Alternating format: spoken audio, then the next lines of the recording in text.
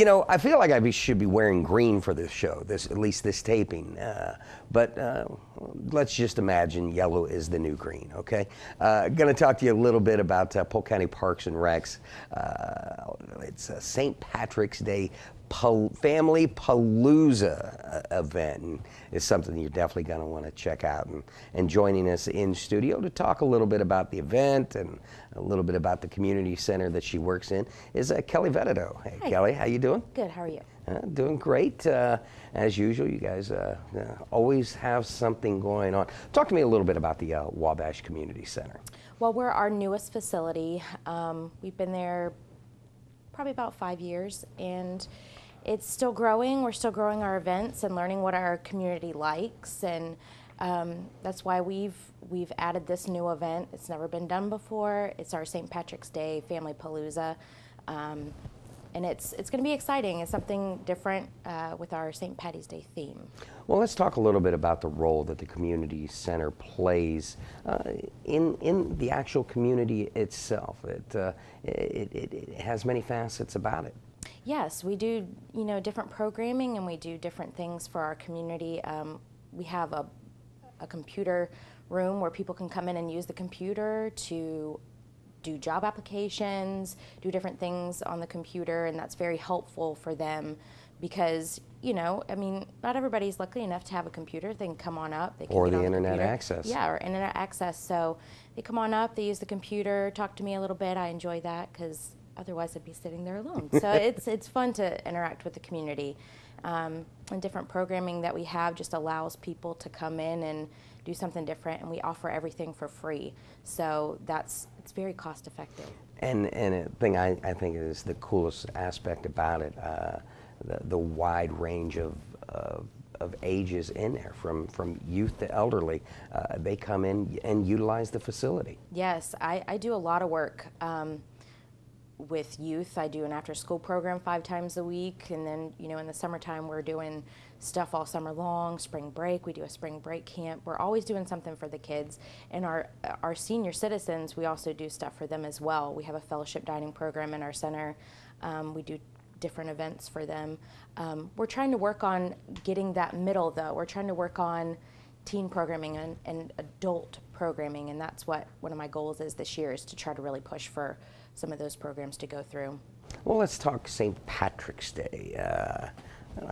It's one of my favorite times of the year. Mm-hmm. But let's talk a little bit about that. You guys are always, like you said, trying new things, and the St. Patty's Day Family Palooza. No, I was trying to think of something that I wanted to do. I knew I needed to do something in and around March, and that just popped out. And I was like, you know what? That St. Patrick's Day is always fun. Yeah.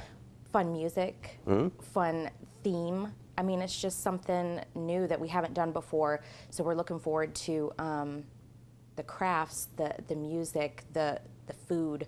It's going to be something different, something fun. How did it come about, and what exactly are you expecting? What are we talking time-wise, and when are we talking event-wise? Well, it came about, we used to do our strawberry social. And like I said at the beginning, we have to change things sometimes if something's not working necessarily. So that one wasn't really working, and I needed to put something in there that I thought would work a little bit better. That's why I chose the St. Patrick's Day theme. And we're going to be doing themed crafts. We're going to be doing themed music. Going to have some green popcorn, which is a little bit different. Yeah. We had Becky's Hot Dogs. They've donated some hot dogs for us, so we're going to be serving up some hot dogs and games, lots of games for the kids and the families to play together. And I'm hoping that this one will really kind of stand out and become one of our bigger events. As you had mentioned, famous last words to a dying business. We never did it that way before, and constantly evolving. Talk about the support you get from senior leadership within Polk County Parks and Rec, and the encouragement that you get to reach out to your community and become a part of it.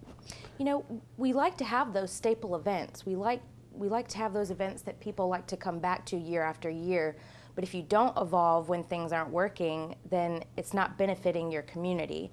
So we need to do that sometimes in order to really benefit where we are, what community we're in. And I think that if you don't evolve, then you're not going to be growing very well. And when we talk about events, always an opportunity to bring vendors in. Are there any vendor opportunities? Yes, there are. I always am open to vendors, exhibitors, calling me up and saying, hey, could we set up a table? Could we set up a tent to sell some stuff? I'm always open to that because that just adds more variety to your event. So if anybody's interested in that capacity, they can give me a call up at the center, and we'll work that out. One thing that county government always strives to do is doing more with less, being good stewards of the taxpayers' money. Polk County Parks and Rec, of course, does that and utilizes volunteers. Talk about the role that volunteers play in any event that you have going on, and of course, how they can join you if they're interested. Volunteers are a huge asset to our events because, staffing-wise, we're only allowed so much. I mean, and there's different events going on throughout the county. Some events happen the same day. So if we don't have volunteers to help us, we couldn't do some of the stuff that we do. I couldn't have somebody helping kids with crafts. I couldn't have somebody helping out with games or standing next to the bounce house, making sure people are safe. We just have to use volunteers, and it's a great opportunity for kids in high school who are looking for those community hours that they need, volunteer hours. And if anybody is interested, they can always reach out to me at 863-284-4223. And as I always say, nothing says fun like bounce houses. Absolutely. Who doesn't love bounce houses? I mean, that's one of the things that I get. We do response cards, which helps us so well, just because that gives the community the opportunity to tell us what we could do better, what they would like to see next time at that event. And that's one thing that I've gotten is bounce houses. So, hey, I'm doing bounce house this year. So, I think they're going to have fun. All right, Kelly, I want to thank you for coming in and telling us a little bit about the event. Thanks for having me. All right, and you at home, you definitely don't want to miss it. It's all at the Wabash Community Center. It is the St. Patty's Day Family Palooza. It happens March 14th from 1 to 4 p.m.